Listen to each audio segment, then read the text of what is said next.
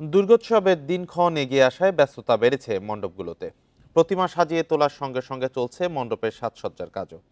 উৎসব নির্বিঘ্নে কড়া নিরাপত্তার ব্যবস্থা রাখছে প্রশাসন।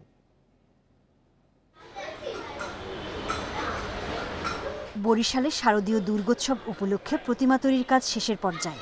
এখন রং তুলির আঁচড়ে সাজিয়ে তোলা হচ্ছে প্রতিমা, পাশাপাশি চলছে মণ্ডপ প্রস্তুতির কাজও। আমাদের কাজ দ্রুত চলতেছে, যেহেতু পূজা সামনে ঘনায় আইছে, তাই আমরা সব ধরনের প্রস্তুতি নিয়েছি। প্রতিমার কাজ চলছে শেষ পর্যায়ে, এখন তরুণের কাজও হচ্ছে, বৃষ্টিতে একটু বিঘ্ন ঘটছে। বরগুনায় এবার দুর্গাপূজা হচ্ছে ১২২টি মণ্ডপে।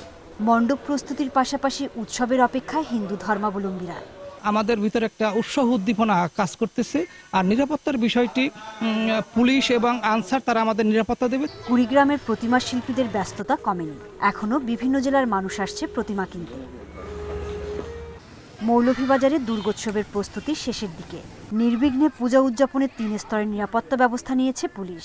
কোনো ত্রুটি বিচ্যুতি আছে কিনা সেগুলো আমরা দেখার চেষ্টা করছি, এবং যেগুলো আমাদের দৃষ্টিতে নিরাপত্তার বিঘ্ন ঘটতে পারে সেগুলো নিয়ে আমরা তাদের সঙ্গে কথা বলেছি।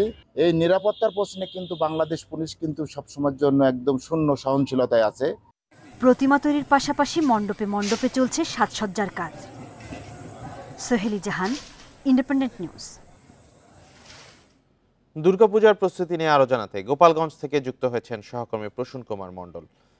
প্রসূন, গোপালগঞ্জের কতগুলো মণ্ডপে এবার পূজা হচ্ছে এবং শেষ মুহূর্তের ব্যস্ততা কেমন দেখছেন, উৎসবের আমেজ কেমন দেখছেন?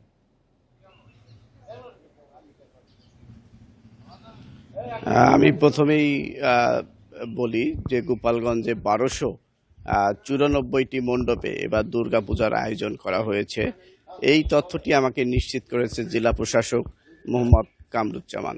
তিনি আমাকে জানিয়েছেন গোপালগঞ্জের ৫টি উপজেলা, এই ৫টি উপজেলায় ১২৯৪টি মণ্ডপে পূজার প্রস্তুতি গ্রহণ করা হয়েছে। ইতিমধ্যে জেলা পর্যায়ে এবং উপজেলা পর্যায়ে তারা সভা করে এই মণ্ডপগুলির নিরাপত্তার জন্য ব্যাপক প্রস্তুতি গ্রহণ করেছে। এই প্রস্তুতির মধ্যে রয়েছে পুলিশ, আনসার, র্যাব, সেনাবাহিনীর সদস্যরা সার্বক্ষণিক টহল দিবেন এবং আনসাররা সার্বক্ষণিক মন্দিরে থাকবেন। পাশাপাশি যে মন্দিরগুলি ফাঁকা স্থানে নির্মাণ করা হয়েছে সেখানে সার্বক্ষণিক পুলিশের ব্যবস্থাও রাখা হয়েছে।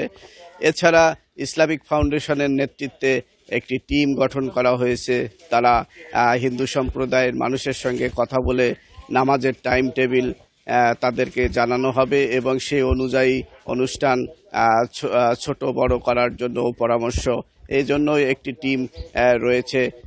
হিন্দু সম্প্রদায়ের যাতে সুষ্ঠু এবং শান্তিপূর্ণভাবে গোপালগঞ্জে শারদীয় দুর্গা উৎসব পালন করতে পারে সে ব্যবস্থা জন্য প্রশাসন কঠোর ব্যবস্থা নিয়েছেন। ইতিমধ্যে বিভিন্ন মোড়ে মোড়েও কিন্তু আইন শৃঙ্খলা বাহিনীকে দেখা যাচ্ছে এবং বিভিন্ন হিন্দু সম্প্রদায়ের মানুষ থেকে স্বেচ্ছাসেবক গঠনের মাধ্যমে মন্দির পাহারার কাজ চলছে। এছাড়া গোপালগঞ্জে যে হিন্দু সম্প্রদায়ের মানুষ ব্যাপক উৎসাহ উদ্দীপনা নিয়ে পূজার আয়োজন করেছিল, কিন্তু দেশের এই পরিস্থিতিতে তারা একটু শঙ্কিত রয়েছে যে দেশের বিভিন্ন স্থানে মন্দিরে ভাঙচুরের ঘটনা ঘটেছে, গোপালগঞ্জেও কি হবে কিনা এই আশঙ্কা তাদের ভিতর কিন্তু একটা কাজ করছে। তবে প্রশাসন বলছে গোপালগঞ্জে যে নিরাপত্তা ব্যবস্থা জোরদার করা হয়েছে তাতে শারদীয় উৎসব শান্তিপূর্ণভাবে সম্পন্ন হবে বলে তারা আশাবাদী। পক্ষ থেকে সর্বোচ্চ নিরাপত্তা দেওয়ার চেষ্টা করা হচ্ছে। শারদীয় দুর্গোৎসবের প্রস্তুতি নিয়ে জানাচ্ছিলেন সহকর্মী প্রসূন কুমার মণ্ডল।